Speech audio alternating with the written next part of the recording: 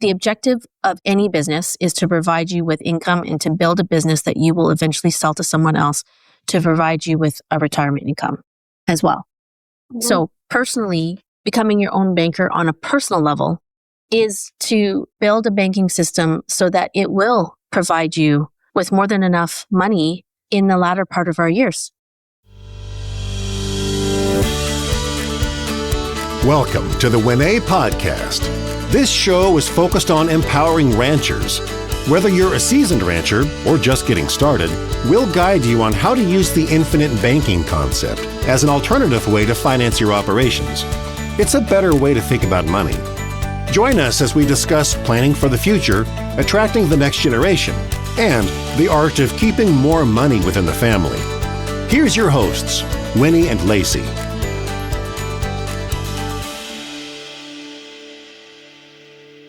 Okay, hey, welcome in today. We are back for another session. We are coming up close. We are really close to our 1 year mark, aren't we? Like less than a month away.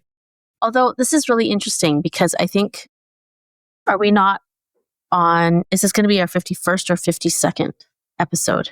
This is going to be actually 54. This is going to be actually 54. So we've done 53 episodes. So we posted a whole bunch to start with, but yeah, at near the end of June would be like a full year of our podcast. And so we're so incredibly blessed. Thank you for listening in today. And we have a special session with you around the grocery store example for pages 15 and 16 on the 5th edition of the Becoming Your Own Banker book by our Nelson Nash. And so we get to do a bit of a deep dive with you on these 2 pages that are really filled with a ton of, it gets me going reading these 2 pages about cash flow management in general and the overall impact over a course of our lifetime and what he kind of points out here. So we both took some time, Lacy and I took some time to get ourselves reacquainted reading the book again, just so it's super fresh in our mind. And so, Lacy, why don't you start off with what really popped out for you today in terms of reading it?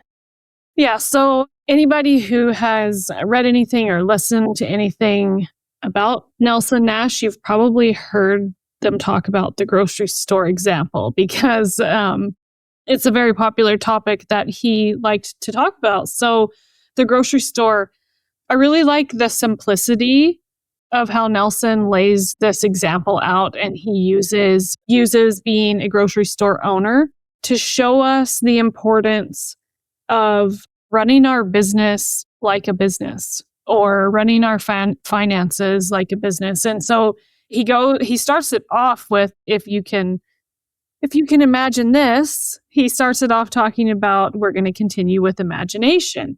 And then he wants to examine the process of getting into a business in which you are both the consumer and the seller. And so he used the grocery store example because everybody is your potential customer if you own a grocery store. And so everyone consumes groceries. You have an unlimited market. So he starts off, let's study the grocery store business and all the things that are necessary to be successful as an entrepreneur in that field. So yeah, just rereading this, I've read it so many times, but rereading it just really reiterates self-discipline. And even though we do this every single day, the grocery store example is always something good to come back to. And so, yeah, let's dive right in. Yeah. So being that we are both the consumer and the seller of, if we were to imagine ourselves being the grocery store example, or also because this is about infinite banking, he's kind of making an analogy towards how we are to treat our own money when we become our own banker, because everyone also needs money like we need food to have a particular quality of life. And so one of the lines he says, we have to exercise scrupulous honesty when it comes to how we treat our money. And one of those is, hey, if we have a loan with someone else, whether it's a private or a commercial lending institution. We've already been trained that we don't want the psychological, emotional baggage with feeling like we owe someone. And yet, for some strange reason, there is a smaller percentage of people that can carry the same sort of attitude when it comes to if it was private, if it was just us, if we were only just accountable just to ourselves. Would we treat our money the very same way? Kind of like Nelson talking about it in pages 15 and 16 in this book, where he talks about if you had your own grocery store example, would you yourself go out to the cash register and pay for your groceries like everybody else? Would you allow your spouse to do that? Would you allow your kids to do that? How about your family and friends? Would you have them go to the cash register to pay for their groceries, or would you let them go out the back door? Similarly, would you repay yourself the same way that you would a bank, or would you not pay it back? It's kind of like, I kind of got the giggles here. Whenever you have a substitute teacher and the kids are all bad because it's just a substitute. Or I can remember as a very small child when the teacher would leave the room and everybody would start to stomp their feet or just act out, right? Because when the cat's away, the mice play. And so it's the same thing with our finances. Like if we are the lender, and when we talk about infinite banking, if we're the lender, are we going to treat our money the same as if it was the bank's money that we had to pay back? Are we going to be disciplined enough to do that? Or are we just going to be willy-nilly? The parents go away for the weekend and the teenagers have a party, or the teacher goes out of the room and the kids misbehave. So we really have to stop and think about, like, if nobody is looking and we don't have anybody to answer to, how are we treating our money? And with that all being said, though, the grocery store example on these 2 pages, again, not only isolates what you were talking about, the power of self-discipline, what it also brings up for me is just, all the financial decisions we make now between, like, right at this very moment that you're listening to this, to the time of our natural graduation, hopefully to heaven, right? That all of those financial decisions come out to a certain outcome. And if we can practice and do our best, more so to repay ourselves back the same way, like treat our money the same way the banks have us treat their money, then we will have more choices and more options throughout our entire life. It also comes into stop stealing the peas, because in this grocery store example, Nelson gives us an example of what if someone stole even just a can of peas? What would that cost over a period of time? Yeah, it's right? Compounding over a period of time for sure. So we actually had a previous episode about stop stealing from yourself. This is exactly the same thing. Do your best to just stop stealing. Yeah. Well, and to confirm that, he goes on to say, talks about the grocery store. Are you taking the goods out the front door or the back door? And then he says, all of this means that you're going to have to restock the storeroom at other intervals to ensure you have immediate access. But then he says, once you get all of this set up, and he also says, this isn't a process overnight. This takes time. If you're setting up a grocery store, you got to find the real estate. You got to do all the things, right?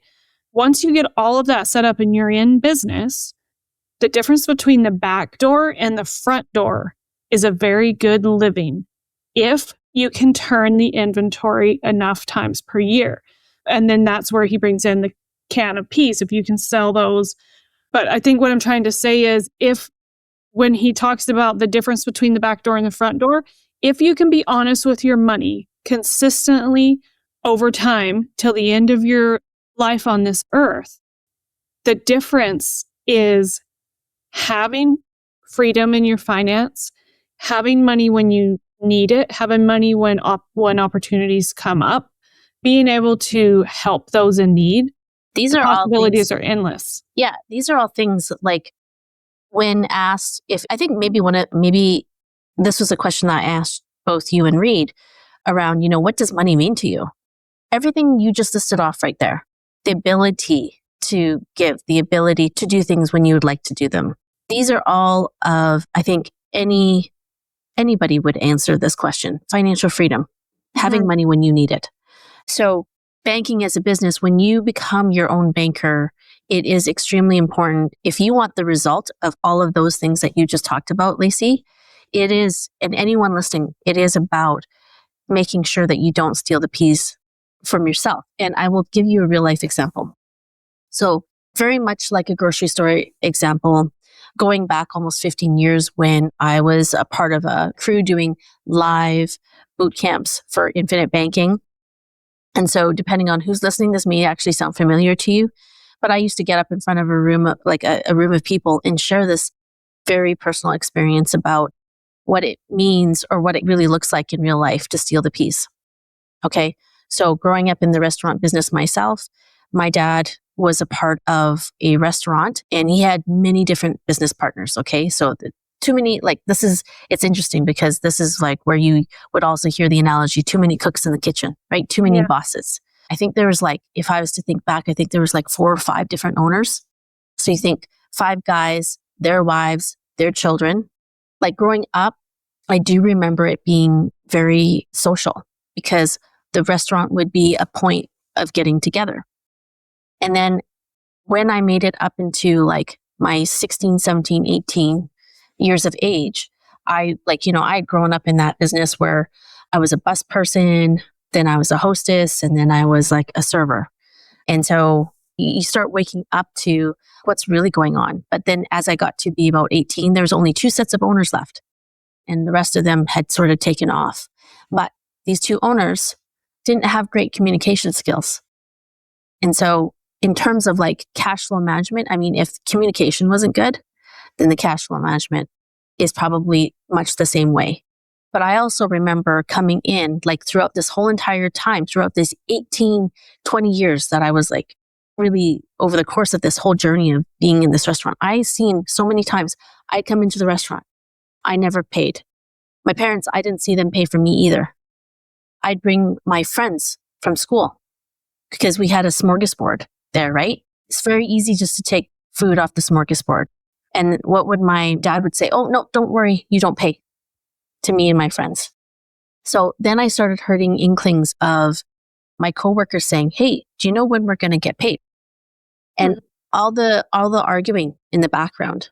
My dad probably was there, I would say, over 25 years and had to walk away with barely nothing.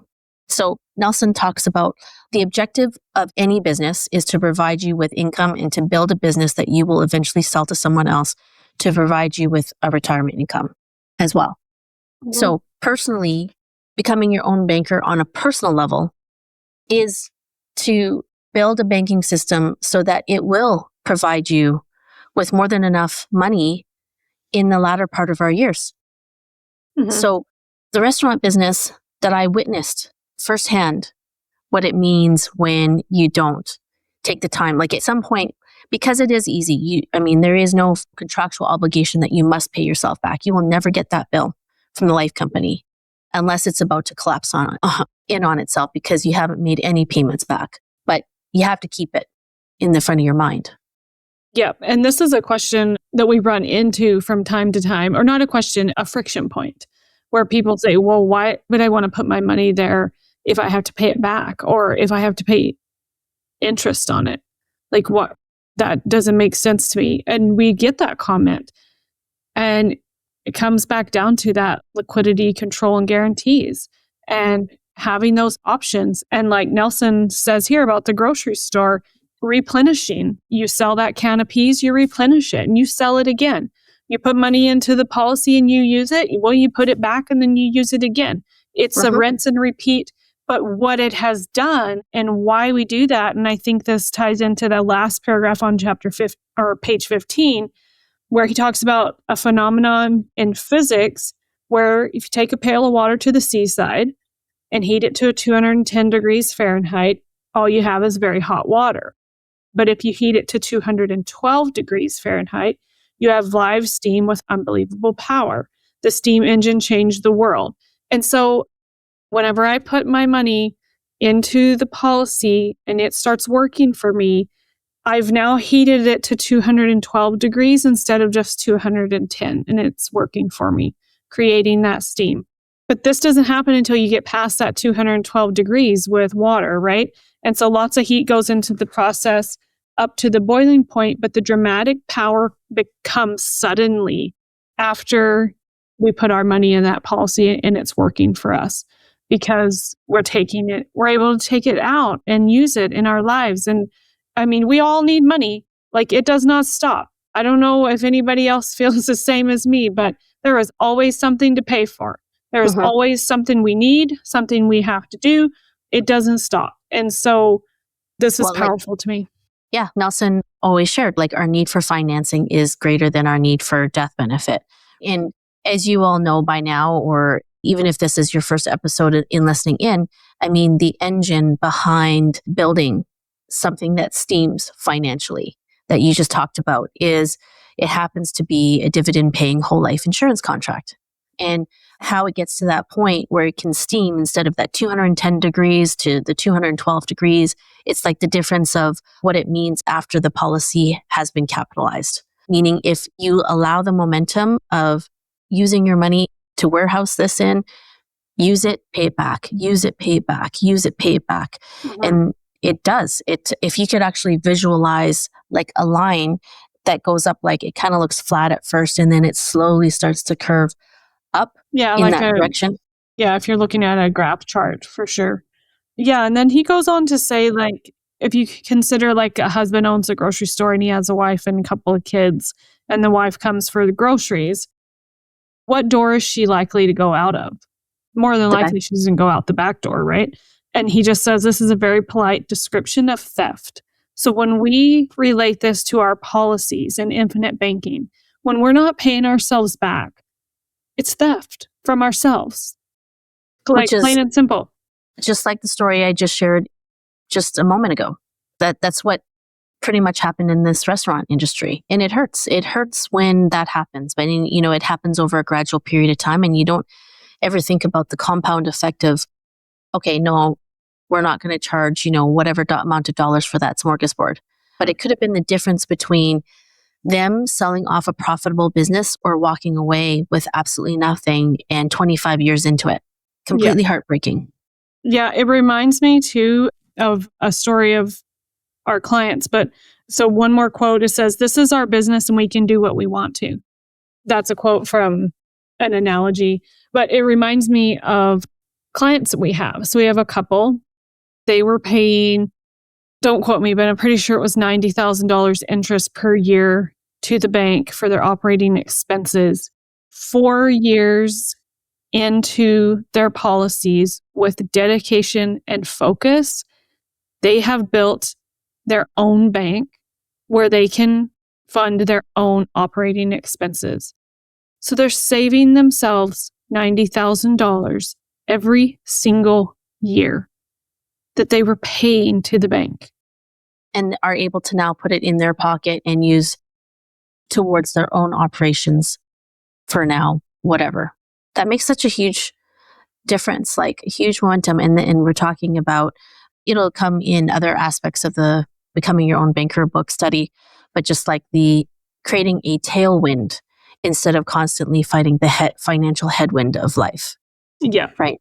And then he goes on to say here, so when you sell your business some years later, or in this instance, when we get into those years where we're maybe phasing out of the operation and the kids are coming into it, you're in competition with someone else who has not obeyed the principles. So the man who didn't pay himself back or took peas out the back door, his record books will never look as good as ours if he's even still in business. So Nelson's saying that to say the time, focus, dedication of not stealing the peas from yourself, paying yourself back over time, and at the end of your business venture, your books will look much better than the person who didn't pay themselves back. Well, and not just the books, but you'll experience much differently. Like maybe we can end off this particular with just a statement from page 16. It says, the only problem that remains, just to add to what you're saying, is the only problem that remains is the human instinct to want to use the backdoor privilege. This urge must be overcome because your business is at stake. So, yeah. If this compels you to learn more, you know where to find us. Head over to Apple or Spotify, leave us a 5-star review. You can find the book on rancherway.com. Grab the combo because not only are we going through becoming your own banker, it pairs so well with farming without the bank. So rancherway.com, send us questions, feedback, comments at wecare@rancherway.com. So glad you leaned in with us on the WinEH podcast. We truly hope you're feeling more informed and empowered to take another step towards optimizing your financial life. Right now, make sure you hit subscribe so you can keep growing and learning with us. Until next time, we wish you prosperity in every area of your life.